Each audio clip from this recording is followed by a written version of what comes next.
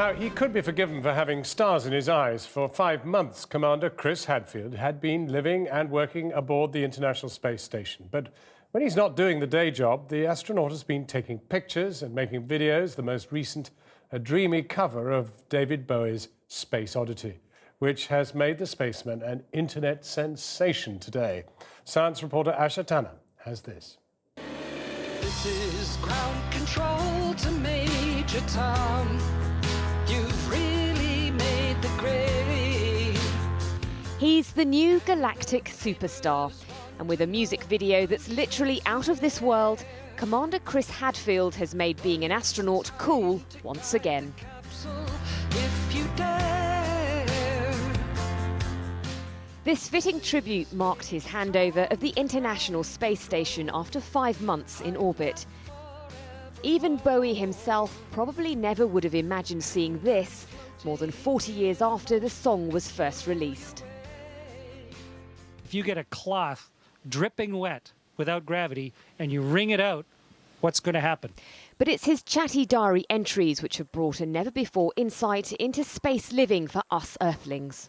And so if you keep crying, you just end up with a bigger and bigger ball of water.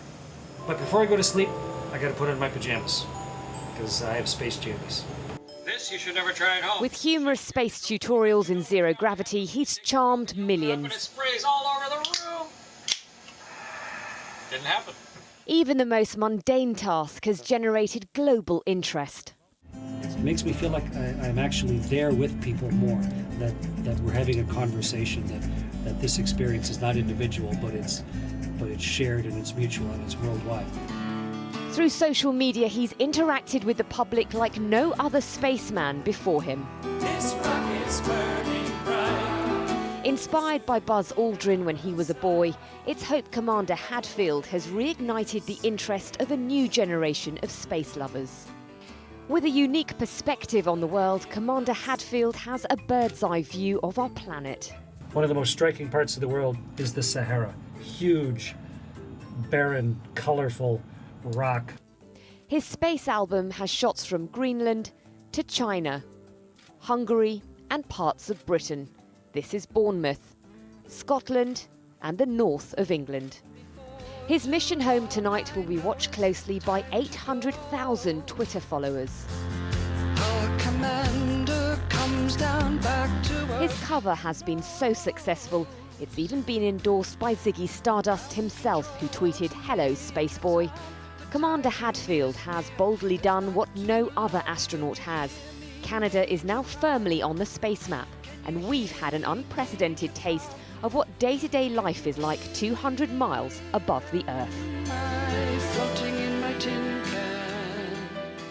Asha Tanna. Well, we're joined now by the space scientist, Dr. Maggie Adair-Pocock, and by John Culshaw, although well known obviously as writing and producing some of this amazingly funny stuff on radio and television. He's really absolutely a total fanatic about the sky at night and astronomy. And he joins us from filming up there in, I'm not sure, he's back again. Where are you, John?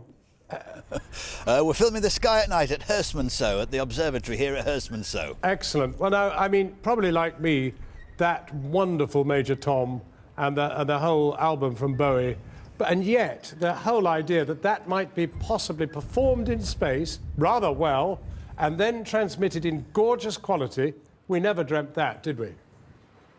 No, we didn't. And I think it's wonderful the way that Commander Hadfield has shared his experiences on his mission, and so instantly. That unique and spectacular perspective that he's got, and he shared it. And once he's landed and he's back on Earth, his tweets will be missed. And let's hope that started a trend that other astronauts, those working on the space station, will follow and just keep sharing their amazing perspective with us. Well, Dr. Adair-Pocock, your speciality as a space scientist is, in fact, optical instruments. And one of the optical instruments he's been using is his own camera. Yes. And let's just take a look at some of these amazing stills, which he has... I know you've seen them in another context, John, but I just want to talk to Maggie first about these. I mean, these are incredibly clear, and what it seems to be telling us is that man in space is now able to communicate with us better than ever before. Yes. Were they tweeting to us so long ago? I don't think so. Well, tweets are relatively new, but I think the technology is there to beam down the information very, very quick. And these images are beautiful. A lot of the work I do is Earth observation, but I think the view from space must be breathtaking. That's what's always driven me to one day get into space, to see planet Earth from space. Well, John, we've had humans in space for long enough, but this seems to be, I don't want to be cruel, but perhaps the first real whole human being that's been in space, who's clearly gone absolutely bonkers on the experience and is sharing it with us. Exactly, and that's fantastic to have an astronaut with this kind of personality, and his fascination is still probably just the same as it was when he was 8 years old, and he passes it across to us. It's infectious, and like I say, it will be missed, and maybe he'll go on to tweeting pictures of cats and sandwiches now, but I'm sure he'll make that more interesting than usual anyway. But have you experts been aware of his activity for some time? I mean, for many of us, it's Bowie that's brought him alive today, because it's this stuff that we've seen on YouTube which has really brought him into our living rooms. Yes, I mean, he's been an essential Twitter follow for a long, long time, and you can just see the numbers ratcheting up and up and up.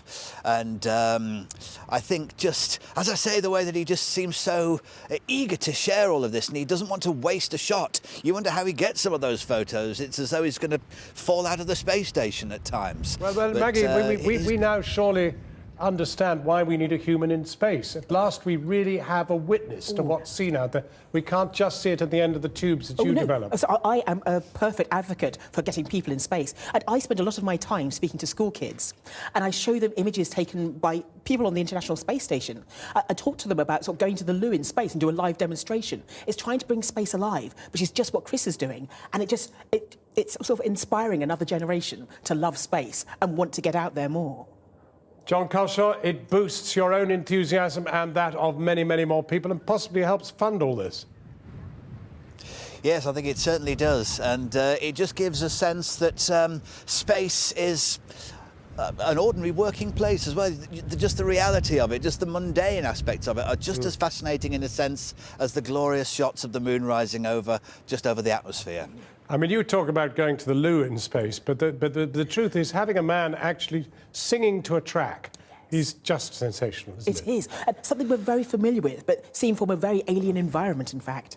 Well, Dr. Maggie Adair-Pocock and John Culshaw up there at the observatory, thank you very much indeed for joining us. Kathy.